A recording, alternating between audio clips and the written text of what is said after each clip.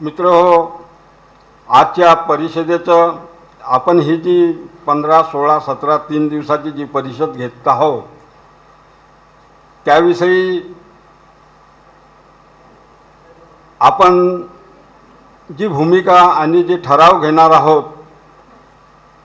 आणि शासनाने जे धोरण आणलेलं आहे ते धोरण आपल्याला कसं उलथून पाळता येईल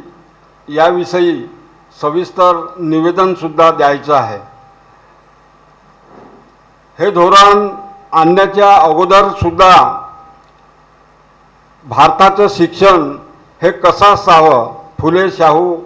आंबेडकर यांना अभिप्रेतच भारताचं शैक्षणिक धोरण असावं याकरिता आम्ही अत्यंत आपल्या संघटनेतर्फे जागरूक राहिलेलो आहोत आणि धोरण येण्याच्या अगोदरसुद्धा आम्ही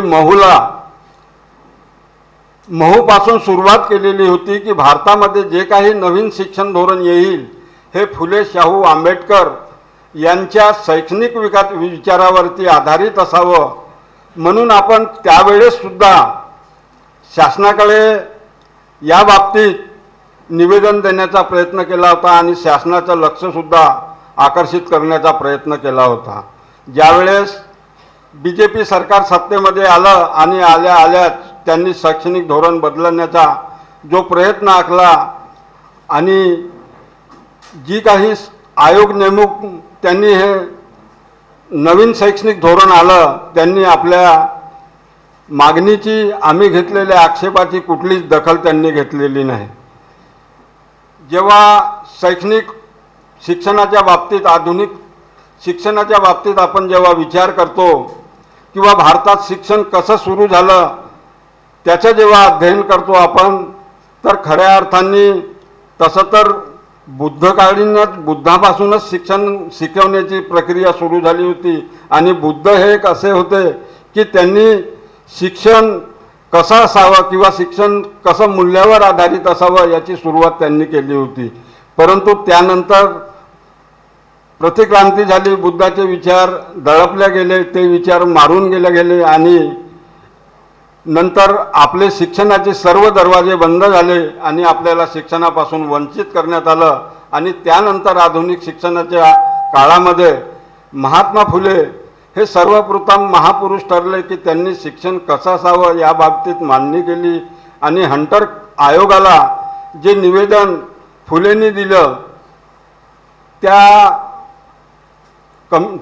निवेदनामध्ये त्यांनी विस्तृतपणे नमूद केलेलं आहे की शिक्षण हे कसं असावं, शिक्षण कोणी द्यावं आणि कोणामार्फत आपण घ्यावं याचासुद्धा इतंभूत त्यांनी मांडणी आपल्या निवेदनामध्ये केलेली आहे। त्याचप्रमाणे इंग्रजांनी जे शिक्षण चालू केलेलं होतं आणि एका वर्गावरती जी जबाबदारी त्यांनी सोपविली होती की त्यांनी शिक्षण हे जसं झिरपण्याच्या सिद्धांतानुसार एका विशिष्ट वर्गाने खालच्या वर्गाला शिक्षित करावे ना अशा प्रकारे शिक्षण हे डाऊन फिल्टर पद्धतीनं म्हणजे गळतीच्या सिद्धांतानुसार शिक्षण पोहोचावं हे जे इंग्रजाची धोरण होतं त्यावरती त्यांनी टीका करून सांगितली की शिक्षण धोरण हे तशा म्हणजे गळतीच्या सिद्धांताप्रमाणे न राहता ही तळागाळातून म्हणजे खालच्या वर्गांना पूर्वी शिक्षित करायचं आणि खालून शिक्षण हे वर जायला पाहिजे आहे। जे लोक खालून सर्व लोक शिक्षित झाल्यानंतर ती लोक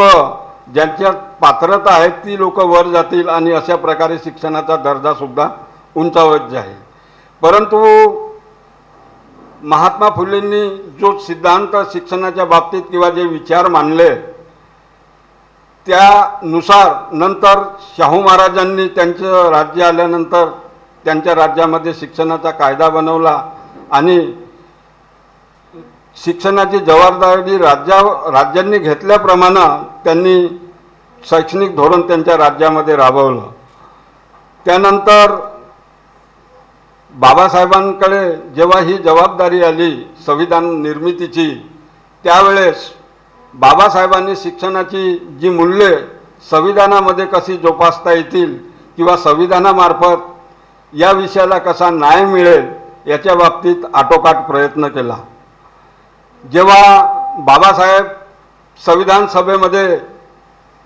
संविधान निर्मितीच्या कार्यामध्ये गेले तेव्हा त्यांना जेव्हा संधी मिळाली तेव्हा त्यांनी ड्राफ्ट कॉन्स्टिट्यूशनमध्ये त्यावेळेच्या ड्राफ्ट काउन्सिलच्या कलम 36 आणि 37 मध्ये शैक्षणिक तरतुदीच्या बाबतीत त्यांनी उल्लेख केलेला होता आणि त्यांनी म्हटलं होतं का देशातला किंवा भारताचा प्रत्येक नागरिक हा प्राथमिक शिक्षणासाठी पात्र राहील अशी त्यांनी ड्राफ्ट बनवताना तरतूद केलेली होती आणि त्यानंतरच्या 37 मध्ये सुद्धा असं नमूद केलं होतं का राज्य विशेष करून जे दुर्बल घटक आहेत म्हणजे अनुसूचित जाती जमातीचे जे वर्गातील लोक आहेत यांच्या आर्थिक आणि शैक्षणिक सर्व प्रकारच्या पिळवणुकीपासून त्यांचं संरक्षण करेल याची जबाबदारी सुद्धा त्यांनी त्यामध्ये नमूद केली होती। पुढे या ड्राफ्टवरती विस्तृत अशा चर्चा झाल्या आणि चर्चेनंतर जेव्हा भारताचं आधुनिक संविधान निर्मिती झाली तेव्हा ती कलम 45 आणि 46 मध्ये परावर्तित झाली आणि बाबासाहेबांनी मूळ जे त्यांच्या ड्राफ्टमध्ये नमूद केलेलं होतं ते जसं न तसं न घेता त्याचं बाबासाहेबांनी म्हटलेलं होतं त्यांच्या ड्राफ्ट कॉन्स्टिट्यूशनमध्ये की प्रत्येक मनुष्य हा शिक्षणासाठी पात्र राहील। परंतु भारताचं आधुनिक संविधान बनवताना जेव्हा चर्चा झाल्या तेव्हा मात्र त्यामध्ये फेरबदल करण्यात आलं आणि त्यामध्ये असं नमूद करण्यात आलं की राज्य हे प्राथमिक शिक्षण सर्वांना मिळण्यासाठी प्रयत्न करील अशा प्रकारे त्याच्यामध्ये आधुनिक संविधानामध्ये नमूद करण्यात आलं आणि 46 मध्ये जे होतं की बुवा राज्य अनुसूचित जाती आणि जमातीच्या सर्व शोषणापासून संरक्षण करण्याचा प्रयत्न करेल। परंतु ही जी कलम आलेली होती ही राज्याच्या मार्गनिर्देशक तत्वामध्ये अंतर्भूत करण्यात आलेली होती। त्यामुळे याला एक प्रकार जसा फंडामेंटल राईट्सचं म्हणजे जे मूलभूत अधिकार आहेत त्या मूलभूत अधिकाराचं आपल्याला हनन झालं तर आपण लगेच न्यायालयामध्ये दाद मागून ते आपले अधिकार आपण संरक्षित करू शकतो। परंतु राज्य निर्देशक तत्वामधली जी कलमं असतात त्याला घटनात्मक दृष्टिकोनातून ते प्रोटेक्ट करण्यासाठी आव्हानित करता येत नाही आणि त्यामुळे शासनावरती ही जबाबदारी होती की देशातील सर्व नागरिकांना प्राथमिक शिक्षण किंवा शिक्षण ही त्यांनी द्यायलाच पाहिजे होतं। परंतु देश स्वतंत्र झाल्यानंतर जसं संविधानामध्ये नमूद केलं होतं की राज्य 10 वर्षामध्ये सर्व नागरिकांना त्यांचा शिक्षणाचा हक्क म्हणजे प्राथमिक शिक्षण बहाल करेल। परंतु 1950ला संविधान लागू झाल्यानंतर 1960 पर्यंत सर्वांना शिक्षण मिळायला पाहिजे होतं परंतु तसं झालं नाही आणि त्याच्यानंतर मात्र याच्या बाबतीत चर्चा झाल्या आणि शिक्षण सर्वाला पोहोचवण्याकरिता आणि नंतर मग त्या आयोगांच्या वगैरे स्थापना करून शिक्षणाचे सर्वांपर्यंत कसं पोहोचेल हे शासनाने प्रयत्न केला। तरी पण शासन आपली जबाबदारी पूर्ण पाळू शकलं नाही कारण आपण जेव्हा देश बनवला तेव्हा कालच्या चर्चासत्रातून निघालं किंवा एक आपल्याला निदर्शनास आलं का हा देश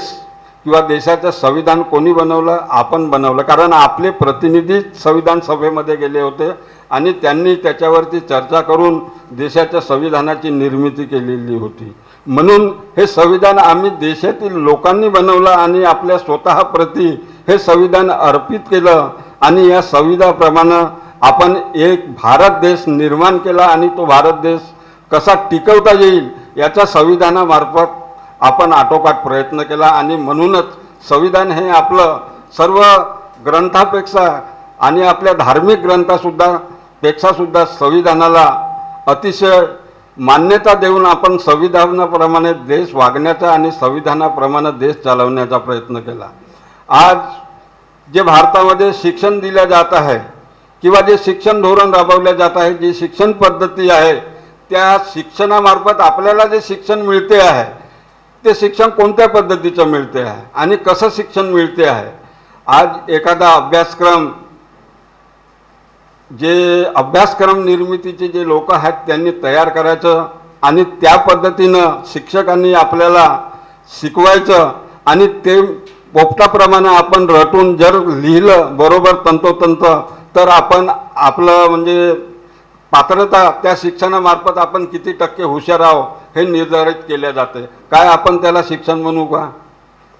जर शिक्षण हे निव्वळ आपल्या उपजीविकेचं साधन आहे का, निव्वळ पोट भरण्याचं माध्यम आहे का शिक्षण, याच्यावरती सुद्धा विचार होणं फार आवश्यक आहे.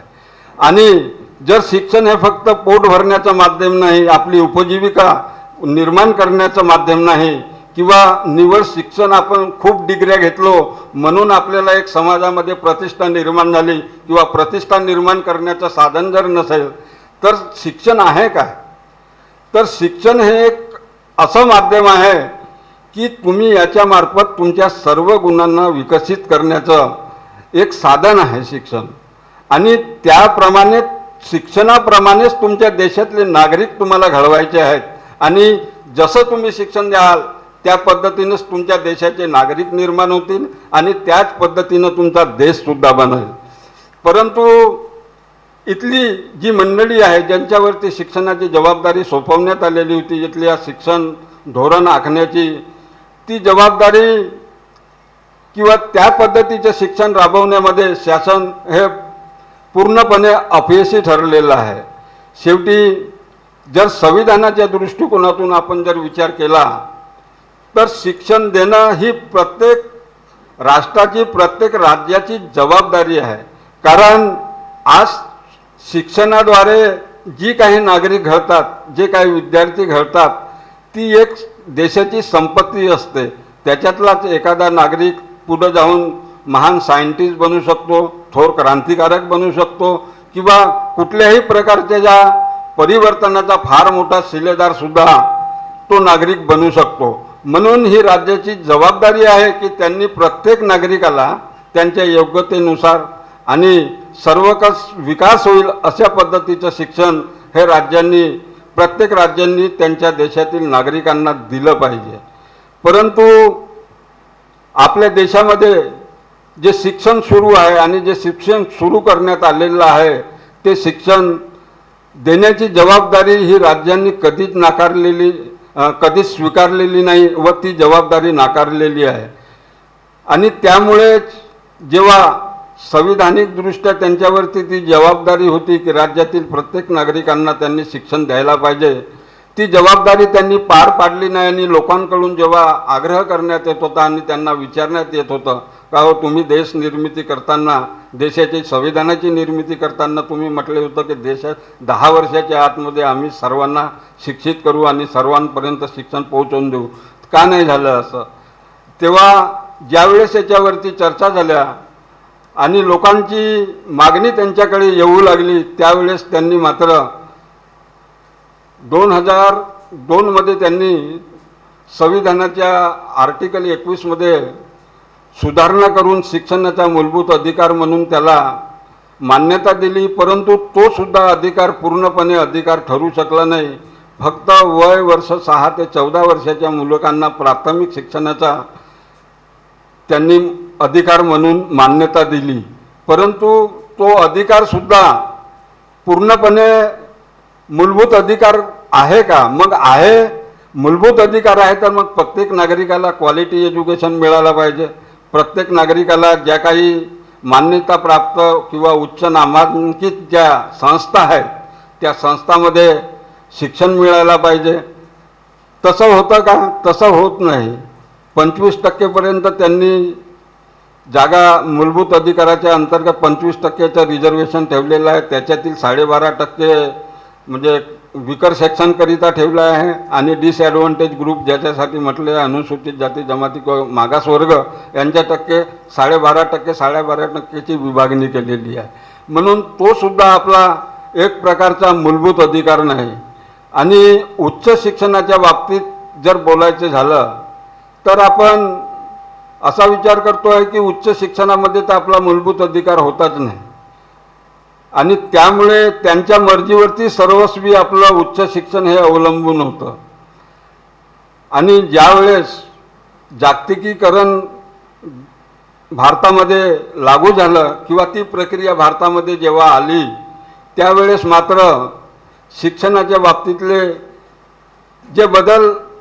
आलेले आहेत ते आपण सर्वांनी पाहत आहात आणि आपल्या डोळ्यासमोर आहेत. 1990च्या नंतर ज्या शैक्षणिक संस्था निर्माण झालेल्या आहेत त्या शैक्षणिक संस्थांनी फक्त शिक्षणाचं व्यापारीकरण आणि बाजारीकरण कसा करता येईल हाच उद्देश त्यांच्या डोळ्यासमोर ठेवलेला आहे। याच्या अगोदरच्या सभेमध्ये सुद्धा मी आपल्याला या बाबतीत सविस्तर माहिती दिलेली होती की या लढ्याची सुरुवात शिक्षणातील अधिकार हा मूलभूत उच्च शिक्षणातील अधिकार हा मूलभूत अधिकार आहे किंवा नाही या बाबतीत हा जेव्हा संघर्ष सुरू झाला त्या संघर्षामध्ये सर्वप्रथम मोहिनी जैनच्या केसचा उल्लेख आपण करतो व तिथून हा संघर्षाला सुरुवात झाल्याचं आपल्या लक्षात येते। मोहिनी जैन ही मेरिटवरची विद्यार्थी मेडिकल किंवा वैद्यकीय अभ्यासक्रमाच्या हवेशापोटी जेव्हा ती दक्षिणच्या राज्यामध्ये कर्नाटकमध्ये शिक्षण घेण्यासाठी जाते आणि कर्नाटक राज्याच्या एका वैद्यकीय खाजगी महाविद्यालयामध्ये ती प्रवेश मिळविते त्यावेळेस कर्नाटक राज्यामध्ये जी काही फीस आकारल्या जात होती ती अत्यंत वेगळ्या पद्धतीने आकारल्या जात होती। जी शासकीय महाविद्यालये आहेत आणि राज्याच्या अंतर्गत चालतात त्या महाविद्यालयाकरिता त्या राज्यातील विद्यार्थ्यांची कडून 25,000 रुपये फीसची आकारणी होती आणि खाजगी शाळेमध्ये 50,000 होती आणि बाहेरून येणाऱ्या विद्यार्थ्याकरिता 60,000 ते 70,000पर्यंतची फीस होती। ह्या विद्यार्थिनीने प्रथम वर्षामध्ये जेव्हा आपला प्रवेश प्राप्त केला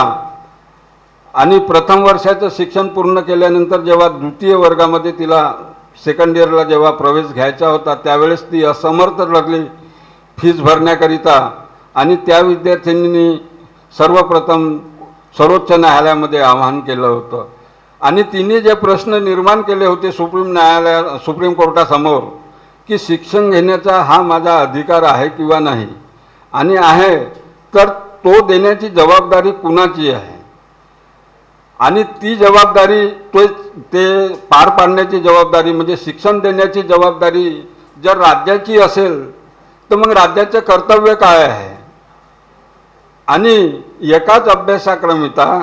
3 प्रकारची फीस घेणं हे कितीपत न्यायोचित आहे। हे जे प्रश्न तिनं बेसिक प्रश्न सर्वोच्च न्यायालयासमोर जे निर्माण केलेले होते त्या प्रश्नामुळे सुप्रीम कोर्टाला निर्देश द्यावं लागलं आणि आदेशित द्यावं लागलं की त्या विद्यार्थिनींनी केलेली मागणी ही न्यायोचित आहे आणि तिला शिक्षण घेण्याचा अधिकार सुद्धा आहे आणि तिला तिची याचिका थोडक्यात मान्यता प्राप्त करण्यात आली मान्य करण्यात आली व शिक्षणाच्या हक्काला तिथून थोडं न्यायिक दृष्टिकोनातून याला आधार मिळाला। परंतु जी व्यक्ती शिक्षणाच्या क्षेत्रामध्ये अमाप पैसा खर्च करून शिक्षण संस्था ज्यांनी काढलेल्या होत्या आणि त्यांना त्यांच्या नफाखोरीचं धोरण जे आहे ते कायम ठेवायचं होतं म्हणून ते गप्प बसले नाही स्वस्थ बसले नाही आणि त्याच्यानंतर जी दुसरी याचिका आलेली होती ती उन्नी कृष्णनची जी याचिका होती उन्नी Krishnan versus state of Karnataka या आंध्र तर या याचिकेमध्ये सुद्धा सर्वोच्च न्यायालयाने शिक्षणाचा अधिकार हा मूलभूत अधिकार असल्याचं मान्य केलं आणि शिक्षण हे विक्रीसाठी ठेवण्यात आलेली कुठली वस्तू नाही किंवा शिक्षणाचा बाजारीकरण किंवा शिक्षण हे विक्री करण्याचं साधन नाही अशा प्रकारचा निवाडा देऊन शिक्षणाच्या अधिकाराला त्यांनी सुद्धा मान्यता दिलेली होती। पण त्यानंतरची जी परिस्थिती निर्माण झाली हे संस्था संचालक अत्यंत धनरागडे आणि व्यापारी असल्या कारणामुळे हे गप्प बसले नाही व शिक्षणाच्या या अधिकाराला त्यांनी सर्वोच्च न्यायालयातील फुल बेंच ज्याला म्हटलं जाते म्हणजे खंडपीठ जे बसवलं आणि त्याच्यासमोर एक नवीन याचिका आणली होती ती TMA फाउंडेशनच्या नावाने प्रसिद्ध आहे आणि त्यातील फुल बेंचनी जे जजमेंट दिलेलं होतं जो न्याय निवाडा दिला होता सर्वांनी मिळून त्या निवाड्यानुसार मात्र शिक्षणाचा अधिकार हा तुमचा नाकारण्यात आला आणि 19 भारतीय संविधानाचे अनुच्छेद 19 प्रमाणे जे व्यवसाय करण्याचा अधिकार जो मान्यता आहे तो अधिकार संस्था संचालकांच्या व्यवसाय करण्याच्या अधिकाराला मान्यता देण्यात आली आणि शिक्षणाचा मूलभूत अधिकार जो याच्या अगोदरच्या न्यायालयाने जो निर्णय दिला होता त्या निर्णयाला मात्र पलटणी दिली आणि त्या निर्णयानुसार शिक्षणाचा अधिकार हा मूलभूत अधिकार नाही, त्याच्या विरुद्ध संस्था चालवणे किंवा संस्थेचा उद्योग करणे व्यवसाय करणे याला संविधानाच्या मार्फत त्यांचा अधिकार असल्याचं त्यांनी मान्यता दिली आणि तिथून मात्र शिक्षणातली आपली जी न्यायालयाची भूमिका होती ती भूमिका आपल्या डोळ्यासमोर आलेली आहे। तर मित्र हो, अशा परिस्थितीमध्ये जेव्हा आता हे नवीन शैक्षणिक धोरण आपल्या देशामध्ये लागू होत आहे आणि हे नवीन शैक्षणिक धोरण फुले शाहू आंबेडकर यांना जे अभिप्रेत शैक्षणिक धोरण होतं किंवा शैक्षणिक जे विचार त्यांनी मांडले होतं आणि शिक्षण कशा पद्धतीचं असावं आणि शिक्षण हे सर्वांपर्यंत कसं पोहोचवता येईल किंवा सर्वांना आपली उन्नती करण्याचं त्यांचं जे माध्यम समजतो आपण शिक्षण कसं आपल्याला टिकवता येईल असं असताना हे नवीन शैक्षणिक धोरण जे आता सध्या लागू होत आहे आणि 2020मध्ये भारत सरकारने नवीन शिक्षण धोरण आपलं जाहीर केलं आणि 21मध्ये त्या नवीन शैक्षणिक धोरणाची अंमलबजावणी करण्याकरिता त्यांनी कार्यक्रमसुद्धा सुरू केलेला आहे आणि काही राज्यांमध्ये जिथे जिथे त्यांचं शासन आहे त्या राज्यांमध्ये या नवीन शैक्षणिक धोरणाला सुरुवातसुद्धा केलेली आहे। तर आज आपल्यासमोर जर आपल्याला फुले शाहू आंबेडकरांनी जे शैक्षणिक धोरण सांगितलेलं आहे आणि ज्या शैक्षणिक धोरणामध्ये नमूद केलेलं आहे की या देशातील प्रत्येक नागरिकाला त्याचा शिक्षण मिळायला पाहिजे आणि ही जी जबाबदारी आहे ही जबाबदारी राज्यांनी स्वीकारायला पाहिजे आणि राज्यांनी मात्र आपलं शैक्षणिक धोरण तशा प्रकारे आखून प्रत्येक नागरिकांशी कसा न्याय करता येईल आणि प्रत्येक नागरिकाला शिक्षणाच्या प्रवाहात कसं आणता येईल याच्या बाबतीत जी जबाबदारी या देशातील ज्या शासनकर्ती लोकांवरती सोपविण्यात आली संविधानांमार्फत ते मात्र आपली जबाबदारीच्या विरुद्ध भूमिका घेऊन आपल्याला शिक्षणापासून कसं वंचित करण्यात येईल आणि पूर्वीची जी मनुस्मृतीप्रमाणे आपल्याला शिक्षणामुळे आपण जी तरक्की केलेली आहे जी उन्नती केलेली आहे जे काय आपल्यातील जी लोक मंडळी निर्माण झालेली आहेत काही लोक ज्या ज्या पदावर पोहोचलेली आहेत ती शिक्षणामुळेच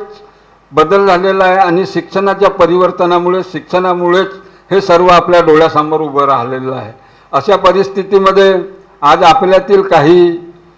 वर्ग थोडाफार सवलतीचा फायदा घेऊन सुशिक्षित झाला शिकला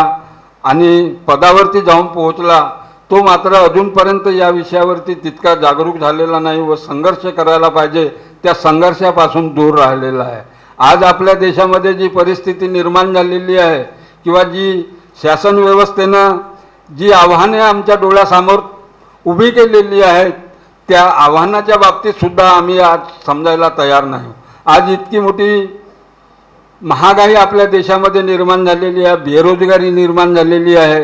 कुठले इतका सुशिक्षित वर्ग शिक्षित वर्ग निर्माण झाल्यानंतर सुद्धा त्यांच्या हक्कांसाठी लढण्याकरिता आज कुठल्याही वर्गांचा आवाज आपल्याला दिसून येत नाही किंवा तो वर्ग आपल्यावर होणाऱ्या अन्यायासाठी संघर्ष करण्यासाठी सामोर येताना दिसत नाही। आज आपण जर असे गाफील राहिलो आपल्या अधिकारापर्यंत जागरूक राहिलो तर आपल्यावर पूर्वीप्रमाणेच आपले सर्व मार्ग बंद म्हणजे प्रगतीचे जितके काही मार्ग आहेत शिक्षणापासून किंवा तुमच्या आर्थिक प्रगतीचे मार्ग आहेत ते सर्व मार्ग बंद झाल्याशिवाय राहणार नाही। आपण जी काही आता भगवान बुद्धांनी सांगितलेल्या तत्वाप्रमाणे जी काही परिस्थिती निर्माण होते त्या परिस्थितीला काहीतरी कारण असते आणि ते कारण निर्माण करण्यासाठी ते कारण नष्ट करण्यासाठी सुद्धा मार्ग असतो। आज आपल्या देशामध्ये आपणच जो लोकशाही पद्धतीनं ज्या लोकांना निवडून पाठवलेलं आहे आज त्यांनीच आपल्यावरती ही परिस्थिती निर्माण केलेली आहे। जे संविधानाचे मूल तत्व आहेत, जो संविधानाचा मूळ आधार आहे, त्या आधाराच्या विरुद्ध त्यांनी भूमिका करून संविधानाच्या विरुद्ध त्यांचं कार्य सुरू केलेलं आहे। आणि अशा परिस्थितीमध्ये सुद्धा आपण आपले इतके जागरूक वर्ग निर्माण झाल्यानंतर आपल्या हक्काप्रती जर आपण जागरूक राहणार नाही तर मात्र आपण कुठंच राहणार नाही। त्याच्यामुळे आज अशी परिस्थिती किंवा अशी वेळ आलेली आहे की आमचे जे संविधानिक अधिकार आहेत, जे संविधानिक हक्क आहेत, त्या हक्काप्रती आपण सदैव जागरूक राहायला पाहिजे। आज जर तुम्ही काही केलं नाही तर तुम्ही तुमच्या पुढच्या पिढीला काय सांगणार आहात? तुमची पुढची पिढी नष्ट झाल्याशिवाय राहणार नाही। आणि जी काही परिस्थिती आहे ती परिस्थिती निर्माण झालेली आहे, त्या परिस्थितीवर उपाय नाही किंवा अशातला भाग नाही, किंवा जी काही परिस्थिती निर्माण होते, जी कारणानं निर्माण झाली आहे ते कारण आपण नष्ट करू शकतो आणि परत एक चांगला देश, भारत देश घडवण्याचा प्रयत्न करू शकतो। संविधानामुळं आपण एक संघ भारत बनवण्याचा प्रयत्न केला आणि संविधानाचं असं एक माध्यम होतं का हा देश भारत देश बनून राहील अशा पद्धतीची याच्यामध्ये मांडणी करण्यात आलेली होती। परंतु